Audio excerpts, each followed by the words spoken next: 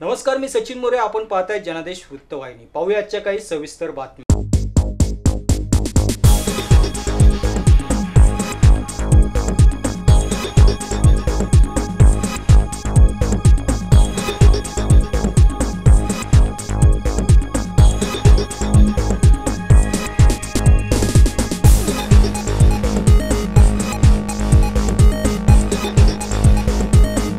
आपल्या सर्वांना कल्पना आहे की लोकनेते दिबा पाटील साहेब यांची जयंती 13 तारखेला आहे. मागच्या वर्षी पनवेल या ठिकाणी हा रोजगार मेळावा झाला होता.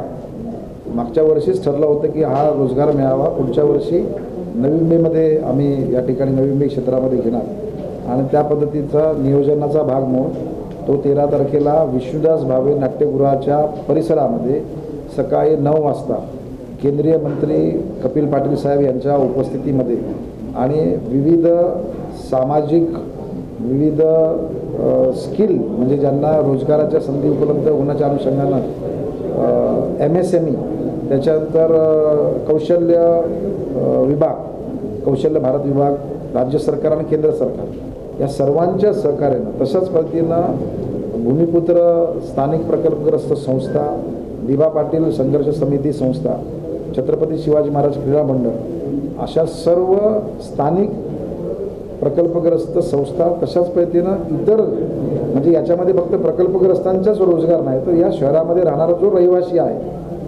ठाणे रायगड विभागात राहणारे जे इथले जे रहिवासी आहेत, बेरोजगार असतील किंवा नवीन जी पिढी आहे ज्यांनी आता शिक्षण घेतलेलं आहे त्यांना प्रशिक्षण मिळालं पाहिजे, ज्यांना प्रशिक्षण मिळालेलं आहे त्यांना नोकरी मिळाली पाहिजे, यासाठीचा हा मेळावा खूप महत्त्वाचा ठरेल असं मला वाटतं.